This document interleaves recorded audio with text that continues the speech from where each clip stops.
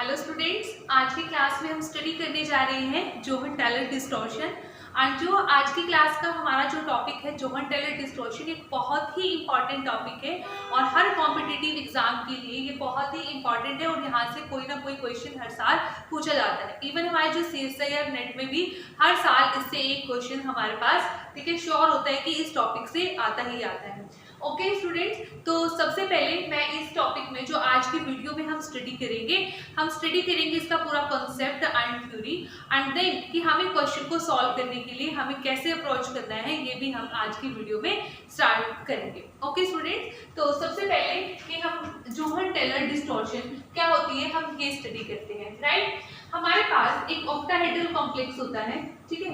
एक चीज और, ठीक है, जोहन टेलर डिस्टॉर्शन को करने से पहले आप सभी को क्रिस्टल फील्ड स्प्लिटिंग आनी चाहिए ऑक्टाहेड्रल एंड टेट्राहेड्रल कॉम्प्लेक्सेस के लिए, ठीक है।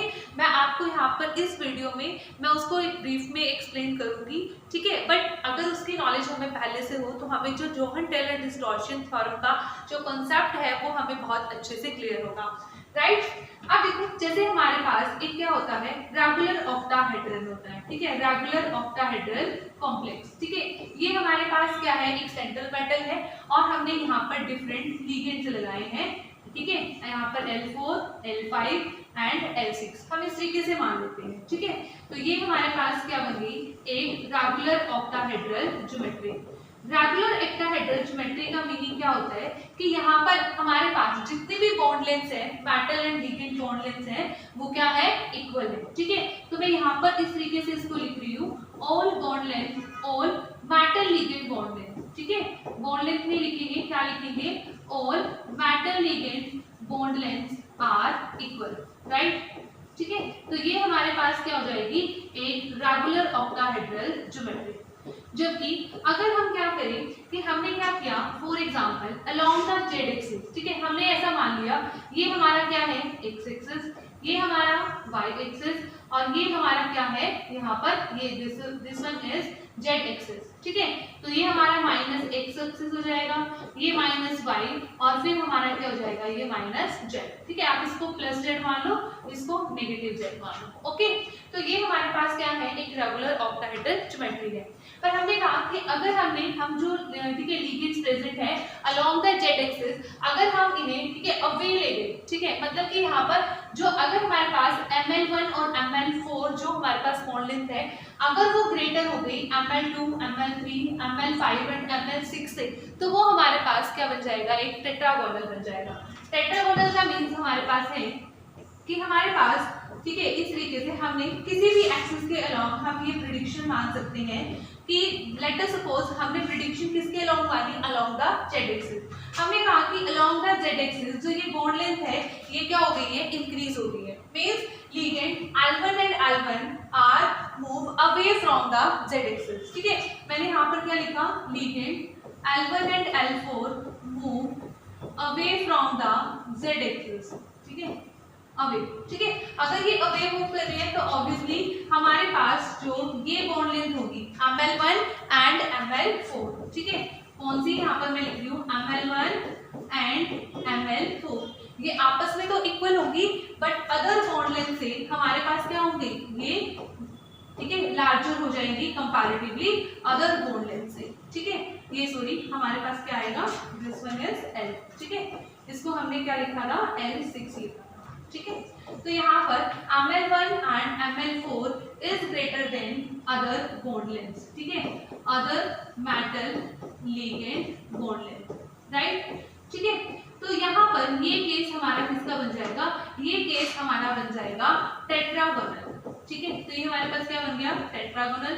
और कौन सा टेट्रागोनल बन गया, जेड आउट, इसे हम क्या बोलेंगे, जेड आउट, राइट। तो जेड आउट हमने इसको बोला है, कहा है, या फिर हम इसे क्या बोल सकते हैं, टेट्रागोनल इलोंगेशन, ठीक है। तो दूसरा नाम क्या है, टेट्रागोनल इलोंगेशन। इलोंगेशन का मतलब है कि यहाँ पर हमारे टू लिगेंड्स हैं, they are move away from the metal ions, ठीक है। यहाँ पर इस तरीके से यहाँ पर जाएंगे। तो अगेन हमारे पास एक केस और बन सकता है, ठीक है। है। अब ऐसा भी तो हो सकता है कि हमारे पास जो Ml1 और Ml4 बॉन्ड लेंथ है ये क्या हो जाए, शॉर्ट हो जाए as compare to other metal ligand bond. ठीक है, तो हमारे पास किस तरीके से फॉर्मेशन होगी, हमारे पास कुछ इस तरीके से एक टेट्रागोनल कॉम्प्लेक्स की फॉर्मेशन होगी और जिसे हम क्या कहेंगे, टेट्रागोनल कंप्रेशन। ठीक है, अब देखो इस केस में हमारे पास जो ये L1 है और जो ये L4 है, ये बॉन्ड लेंथ क्या हो गई है, हमारे पास डिक्रीज हो गई है। ठीक है, जो मेटल L1 है और L6 है वो बॉन्ड लेंथ हमारे पास क्या हो गई है, डिक्रीज। ठीक है, जबकि हमारे पास जो बाकी की बॉन्ड लेंथ है वो क्या है, ग्रेटर है। ठीक है, ये L2 हमारा, ये L3, L4, L5 and this one is L6। तो ये हमारे पास बन गया। इस केस में टेट्रागोनल कंप्रेशन होगा और यहाँ पर हम क्या लिख सकते हैं, यहाँ पर हम लिख सकते हैं मेटल Ml1 एंड Ml4, ठीक है, they are equal but shorter than other metal ligand bond length, other metal ligand bond length, right. ठीक है, मेटल लिगेंड बॉन्ड लेंथ। और इस केस को हम अगेन क्या कहेंगे, ये हमारे पास एक टेट्रागोनल बन गया है और टेट्रागोनल पर किस टाइप का टेट्रागोनल है, दैट इज टेट्रागोनल कंप्रेशन। ठीक है, टेट्रागोनल कंप्रेशन। ठीक है, और इसे हम बोल सकते हैं this is Z in tetragonal compression. ठीक है, जेड इन क्यों लिखा है, क्योंकि जो जेड एक्सिस के अलोंग हमारे पास लिगेंड्स है वो और क्या आ गए हैं, मेटल के और ज्यादा क्लोज आ गए हैं, राइट। ठीक है, तो ये हमारे पास क्या होते हैं, तो इस तरीके से हमारे पास डिस्टॉर्शन होती है एक रेगुलर ऑक्टाहेड्रल ज्योमेट्री में। ठीक है, तो हमने यहाँ पर बात की कि हमारे पास जो रेगुलर ऑक्टाहेड्रल ज्योमेट्री है वो हमारे पास एक तो बन सकती है टेट्रागोनल इलोंगेशन और एक हमारे पास बन सकती है टेट्रागोनल कंप्रेशन। ठीक है, जिन्हें हम क्या बोलते हैं, Z out and Z in, right. Okay, I think so ये चीज आपको क्लियर होगी। अब देखो जो हमारे पास ये डिस्टॉर्शन होती है, ठीक है, ये किन कंपाउंड्स में होती है, किन कॉम्प्लेक्सेस में होती है और कैसे हमारे पास यहाँ पर एनर्जी लेवल स्प्लिट हो जाते हैं। ठीक है, तो अब हम बात करते हैं कि एनर्जी लेवल कैसे स्प्लिट होंगे, एनर्जी लेवल यहाँ पर कैसे स्प्लिट होंगे, इसके लिए हमें नॉलेज होनी चाहिए crystal field splitting in octahedral complexes. अब देखो हम आपको याद होगा कि हमारे पास क्या होते हैं, हमारे पास इस तरीके से मेटल के 5 ऑर्बिटल्स होते हैं, है ना। मेटल के कितने 5 ऑर्बिटल्स होते हैं, हमारे पास 5 मेटल डी ऑर्बिटल्स। ठीक है, मैं यहाँ पर इसको थोड़ा सा यहाँ पर ड्रॉ कर रही हूँ। ठीक है, हमारे पास जो मेटल के 5d ऑर्बिटल्स हमारे पास होते हैं। ठीक है, हमारे पास जिसमें से 3 क्या होते हैं, dxy, dyz, dxz and 2 are dx2y minus y2 and dz2। ठीक है, जिसमें से हम क्या बोलते हैं कि ऑक्टाहेड्रल कॉम्प्लेक्सेस में, इन ऑक्टाहेड्रल कॉम्प्लेक्सेस में हमारे पास स्प्लिटिंग कैसे होती है, T2G की एनर्जी हमारे पास कम हो जाती है और जबकि Eg की एनर्जी हमारे पास हायर हो जाती है। ठीक है, हमारे पास T2G में कौन कौन से ऑर्बिटल आते हैं, Eg में sorry dx2 minus y2 and dz2 और जबकि हमारे पास, ठीक है, हमारे पास यहाँ पर T2G में कौन कौन से ऑर्बिटल हमारे पास आते हैं, that is dxy, dyz and dxz। ठीक है, राइट, हमारे पास ये ऑर्बिटल्स आते हैं। तो ये हमारे पास किस केस में हमारे पास स्प्लिटिंग थी, दैट ये जो स्प्लिटिंग थी that is in octahedral complexes. ठीक है, अब हम बात कर रहे हैं कि जेड आउट के लिए। ठीक है, फॉर एग्जांपल हम किसके लिए बात कर रहे हैं, फॉर जेड आउट के लिए। अब जेड आउट के लिए हमने क्या देखा, ध्यान से देखना। ठीक है, जेड आउट के लिए हमने देखा कि जो legends along the Z axis यहाँ पर प्रेजेंट है, यहाँ पर प्रेजेंट है अलोंग द जेड एक्सिस। ठीक है, तो ये क्या हो गए हैं, ये आपके मेटल आयन से क्या हो गए हैं, दूर हो गए हैं। ठीक है, अवे हो गए हैं आपके मेटल आयन से। इसका मतलब क्या है कि यहाँ पर जो legends along the Z axis आ रहे हैं उनकी रिपल्शन क्या होगी, मेटल के ऑर्बिटल्स के साथ कम होगी। ठीक है, उनकी रिपल्शन मेटल के ऑर्बिटल्स के साथ कम होगी। अगर देखो रिपल्शन हमारे पास ज्यादा होती है तो हमारे पास क्या होते हैं, तो उनकी एनर्जी हायर हो जाती है। ठीक है, तो इसका मतलब है कि हमारे पास यहाँ पर जो लिगेंड जेड एक्सिस के अलोंग प्रेजेंट है उनकी रिपल्शन कम होगी। अगर रिपल्शन कम होगी तो उनकी एनर्जी क्या होगी, डिक्रीज होगी, उनकी एनर्जी क्या होगी, कम होगी। ठीक है, तो हमारे पास इस केस में, ठीक है, इसका मतलब मतलब है कि जिन ऑर्बिटल्स में हमारे पास जेड कंपोनेंट है, ठीक है, जिन ऑर्बिटल्स में हमारे पास जेड कंपोनेंट है उनकी एनर्जी फर्दर क्या हो जाएगी, डिक्रीज, ठीक है। तो मतलब हमारे पास यहाँ पर जो एक T2G ऑर्बिटल है ये फर्दर हमारे पास स्प्लिट हो जाएगा। किस तरीके से, यहाँ पर हमारे पास जो DYZ है और DXZ है इनकी एनर्जी क्या हो जाएगी, फर्दर डिक्रीज हो जाएगी, और जबकि जो हमारे पास DXY ऑर्बिटल है इसकी एनर्जी क्या हो जाएगी, इंक्रीज हो जाएगी, राइट। ऐसे ही सिमिलरली EG में भी हमारे पास क्या होगी, स्प्लिटिंग होगी, और स्प्लिटिंग किस तरीके से होगी, अगेन यहाँ पर हमारे पास जेड कंपोनेंट है इसमें, तो इसकी एनर्जी क्या हो जाएगी, कम हो जाएगी, और जबकि हमारे पास जो ये हमारे पास जो DX² माइनस Y² ऑर्बिटल है, ठीक है, उसकी एनर्जी क्या हो जाएगी, इंक्रीज हो जाएगी, राइट। तो ये हमारे पास क्या हो गया, टेट्रागोनल कंप्रेशन का केस हो गया, ठीक है, सॉरी टेट्रागोनल एलोंगेशन, ठीक है। यहाँ पर हमने ये क्रिस्टल फील्ड स्प्लिटिंग हमने स्टडी की है in case of tetragonal elongation, ठीक है, जिसे हम क्या बोलते हैं, जेड आउट, जिसे हम क्या बोलते हैं, जेड आउट, राइट, ठीक है। अब देखो हमारे पास अगर होगी टेट्रागोनल कंप्रेशन, तो टेट्रागोनल कंप्रेशन में हम कैसे यहाँ पर स्प्लिटिंग करेंगे, ठीक है। अब देखो हमारे पास, ठीक है, बिल्कुल ये अंडरस्टूड है कि अगर टेट्रागोनल कंप्रेशन होगा तो यहाँ पर जो जेड एक्सिस के अलोंग लिगेंड्स हैं वो तो मेटल आयन के और ज्यादा क्लोज जा रहे हैं, और ज्यादा क्लोज है, तो मतलब जो लिगेंड्स हमारे जेड एक्सिस के अलोंग प्रेजेंट है वो मेटल के ऑर्बिटल्स के साथ, कौन से, जिनकी longs Z axis along the Z axis present है उनके साथ उनकी रिपल्शन क्या होगी, ज्यादा होगी। अगर हमारे पास रिपल्शन ज्यादा होगी तो इसका मतलब उनकी एनर्जी क्या हो जाएगी, इंक्रीज, ठीक है। तो बिल्कुल रिवर्स हो जाएगा जैसा कि हमारे पास हुआ था टेट्रागोनल एलोंगेशन में, ठीक है। तो अब देखो हमारे पास किस तरीके से यहाँ पर स्प्लिटिंग होगी, अगेन हमारे पास ये हमारे पास क्या है, मेटल के 5 ऑर्बिटल्स हैं, राइट।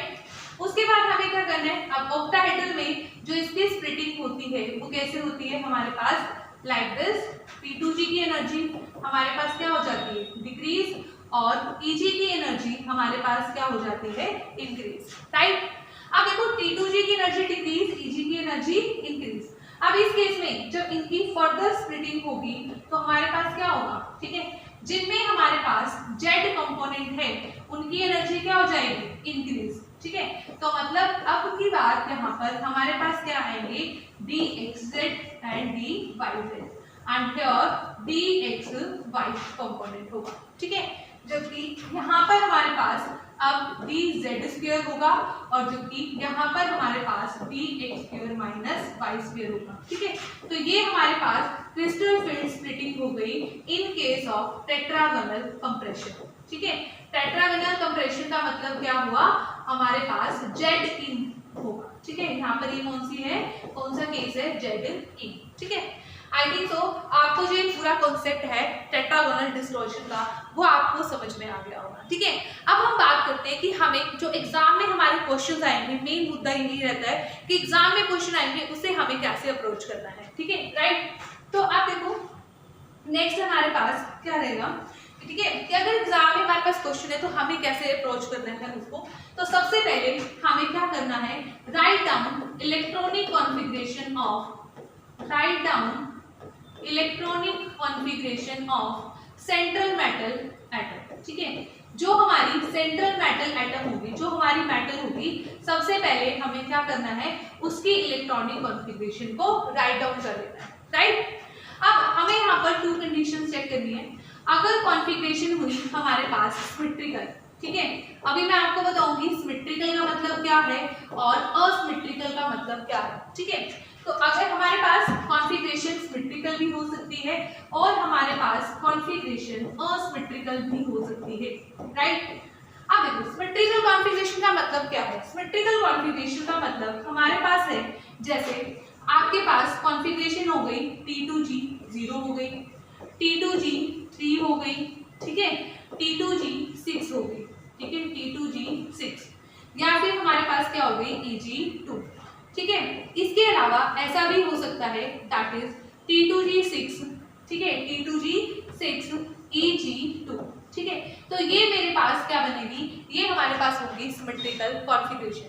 अगर हमारे पास सेंट्रल मेटल एटम की इलेक्ट्रॉनिक कॉन्फ़िगरेशन सिमेट्रिकल आ जाती है तो आंख बंद करके लिख दो कि यहाँ पर हमारे पास क्या होगी, no Jahn Teller distortion will takes place. ठीक है, कोई भी डिस्टॉर्शन यहाँ पर नहीं होगी। ठीक है, JTD का मतलब क्या है, no Jahn Teller distortion will takes place, right. अब अगर हमारे पास कॉन्फ़िगरेशन होगी असिमेट्रिकल, ठीक है, अगर हमारे पास क्या होगी कॉन्फ़िगरेशन असिमेट्रिकल, तब हमारे पास क्या होगी, then Jahn Teller distortion will takes place. ठीक है, मैं लिख देती हूँ Jahn Teller distortion will takes place, right. ठीक है, अब देखो हमारे पास जोहन टेलर डिस्टॉर्शन हो जाएगी। ठीक है, अब हमारे पास कॉन्फ़िगरेशन कैसी कैसी होगी, देखो कॉन्फ़िगरेशन होगी हमारे पास T2G एंड EG। अगर हमारे पास क्या हो, पार्शियली फिल्ड हो, ठीक है, क्या हो, पार्शियली फिल्ड, लाइक T2G1 मैंने लिख दिया, T2G2 मैंने लिख दिया, ठीक है, T2G4 मैंने लिख दिया। ठीक है, तो वो मेरे पास क्या हो जाएगी, यहाँ पर असिमेट्रिकल कॉन्फ़िगरेशन। या फिर अगर मेरे पास कॉन्फ़िगरेशन कुछ ऐसी हो, देखो जैसे T2G6 EG1 हो, T2G6 EG3 हो, तो इसको भी आप क्या कंसीडर करोगे, एक असिमेट्रिकल कॉन्फ़िगरेशन में आप कंसीडर करोगे, क्योंकि यहाँ पर EG हमारा सिमेट्रिकल नहीं है। ठीक है, तो ये हमारे पास कॉन्फ़िगरेशन किस में आती है, असिमेट्रिकल इलेक्ट्रॉनिक कॉन्फ़िगरेशन में। ठीक है, तो यहाँ पर इन केसेस में हमारे पास क्या होगी, Jahn Teller distortion will takes place, right.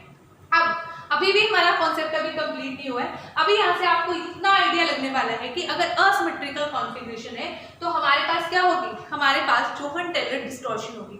But अभी भी हमें ये पता नहीं चला है कि हमारे पास जोहन टेलर डिस्टॉर्शन किस टाइप की होगी, वो जेड आउट होगी या जेड इन होगी। ठीक है, तो आप बात करते हैं अब हमें कैसे पता चलेगा कि हमारे पास जेड इन होगी या फिर जेड आउट हमारे पास जोहन टेलर डिस्टॉर्शन होगी, राइट। तो अब देखो हमारे पास जो असिमेट्रिकल कॉन्फ़िगरेशन है, ठीक है, आपको ये देखना है जो वो असिमेट्रिकल कॉन्फ़िगरेशन है वो किसकी वजह से है। ठीक है, मतलब आपको देखना है कि वो हमारे पास T2G में असिमेट्री की वजह से है या फिर EG में असिमेट्री की वजह से है। ठीक है, राइट। तो हमारे पास यहाँ पर क्या हो सकता है, जो असिमेट्रिकल कॉन्फ़िगरेशन हो सकती है that is due to T2G asymmetry, T2G asymmetry, ठीक है, और सेकंड हमारे पास हो सकती है may be due to EG asymmetry, ठीक है, असिमेट्री। ठीक है, हमारे पास ये हो जाएगा 1 मिनट, ठीक है, ड्यू टू EG असिमेट्री, ठीक है, असिमेट्री।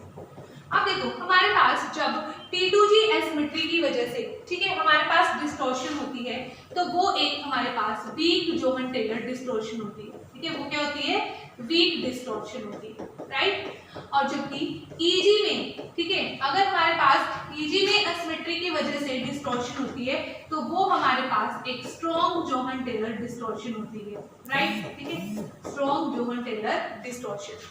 ठीक है, अब हम बात करेंगे कि हमारे पास जो ये अभी हमारे पास जेड इन और जेड आउट का कॉन्सेप्ट हमारा कंप्लीट नहीं हुआ है। ठीक है, तो अब देखो यहाँ पर हमारे पास हम फर्दर कैसे लिखते हैं, अगर हमारे पास EG असिमेट्रिक है, अगर हमारे पास क्या है, EG असिमेट्रिक है, तो हमेशा लिख दो यहाँ पर क्या होगी, Z out distortion will takes place, always Z out distortion will takes place. Okay, अब अगर हमारे पास होगी T2G असिमेट्री की वजह से, ये अगेन हमारे पास 2 रीजंस की वजह से हो सकती है, दैट इज ड्यू टू, ठीक है, फर्स्ट हमने लिखा due to 1 electron asymmetry, due to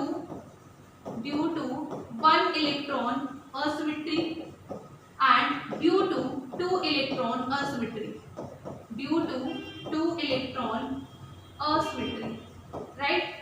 अब देखो यहाँ पर 1 इलेक्ट्रॉन असिमेट्री और 2 इलेक्ट्रॉन असिमेट्री का हमारे पास क्या मतलब है। ठीक है, अब देखो 1 इलेक्ट्रॉन, जैसे मेरे पास है T2G1 कॉन्फ़िगरेशन, ठीक है, T2G1 कॉन्फ़िगरेशन में जो असिमेट्री आई है that is due to only 1 electron, and अगर मेरे पास है फॉर एग्जांपल T2G4 कॉन्फ़िगरेशन, ठीक है, again the asymmetry is due to only 1 electron. ठीक है, फॉर दिस इलेक्ट्रॉन, इस इलेक्ट्रॉन की वजह से यहाँ पर क्या आई है, असिमेट्री।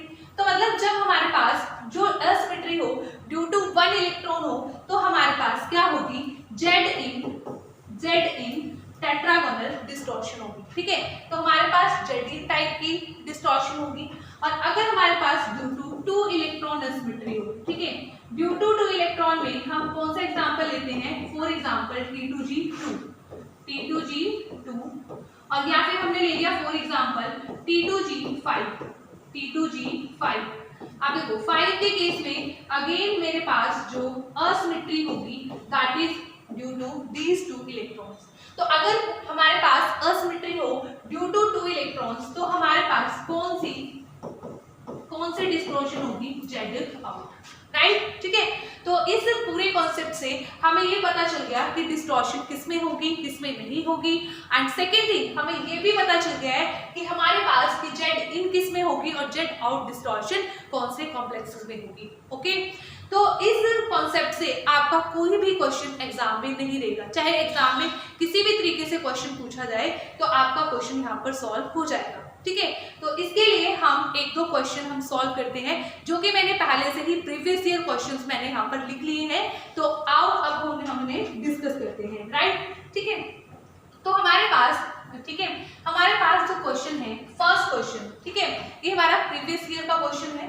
कहता है कि कंपाउंड्स, हमारे पास टू कंपाउंड्स यहाँ पर गिवन है, ये कंपाउंड है ए और ये कंपाउंड है हमारे पास बी।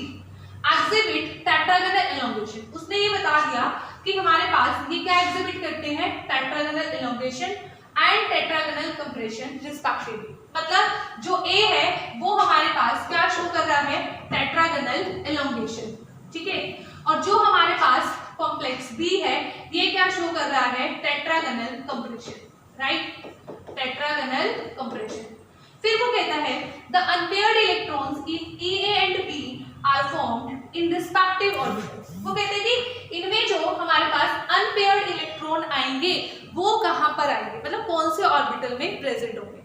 मतलब ये हमारे पास क्वेश्चन कहां का आ गया, दैट इज फ्रॉम स्प्लिटिंग। तो सबसे पहले हमें यहाँ पर दोनों कॉम्प्लेक्सेस में कॉपर की ऑक्सीडेशन स्टेट को क्या करना पड़ेगा, फाइंड आउट करना पड़ेगा। ठीक है, तो कर लो, बहुत इजी है। देखो पोटेशियम में मेरे पास कितना चार्ज हो जाएगा, +2, क्योंकि एक पोटेशियम के ऊपर कितना होता है, +1। बेरियम के ऊपर +2। ठीक है, तो टोटल कितना हो गया, +4। तो यहाँ पर कितना हो जाएगा टोटल, -4।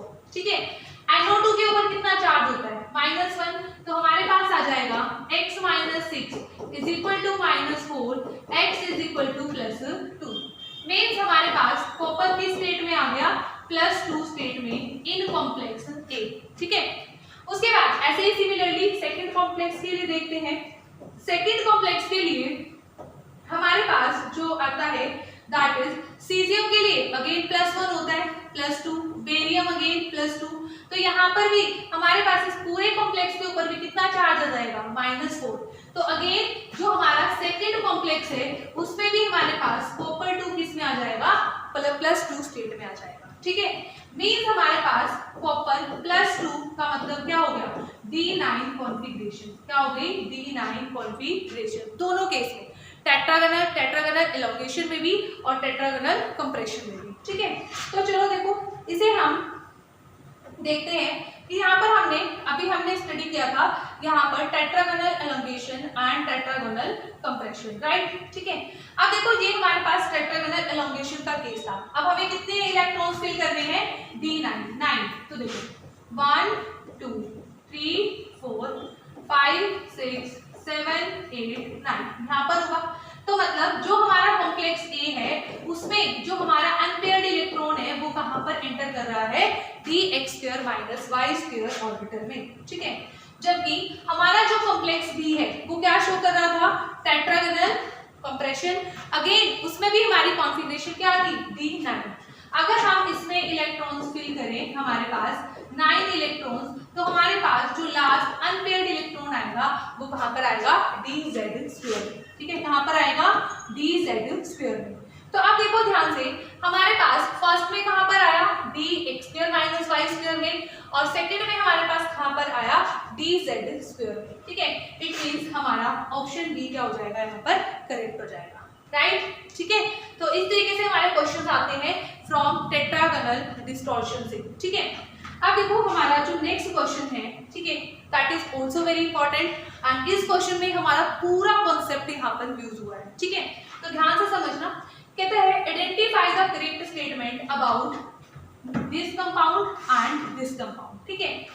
उसके बाद कहता है यहाँ पर ऑप्शन ए उसने दिया है कि all nickel oxygen and copper oxygen bond length of both compounds are equal. It means पहले तो आप ये चेक करो कि आपके दोनों कंपाउंड्स में से टेट्रागोनल डिस्टॉर्शन किस में होगी और किस में नहीं होगी, ठीक है। अगर दोनों में होगी तब देखेंगे कि किस में जेड आउट होगी और किस में जेड इन होगी। तो अब देखो हमारे पास यहाँ पर निकल कौन से स्टेट में है, +2 में, ठीक है। निकल कौन से स्टेट में है, +2 में, और कॉपर भी +2 में। तो निकल +2 में क्या होता है 3d8 और कॉपर +2 में कितना होता है 3d9। अब देखो अगर हम D8 कॉन्फ़िगरेशन फिल करें, ठीक है, D8 कॉन्फ़िगरेशन अगर हम क्या करें फिल करें तो हमारे पास, ठीक है, यहाँ पर देखो हमारे पास वाटर लिगेंड है, वाटर क्या है वीक लिगेंड। तो मतलब यहाँ पर हमारे पास हाई स्पिन कॉम्प्लेक्स के अकॉर्डिंग हम यहाँ पर फिल करेंगे इलेक्ट्रॉन्स को। तो 1 2 3 4 5 6 7 8, ठीक है। तो बताओ ये क्या हो गई हमारे पास T2G6 एंड Eg2।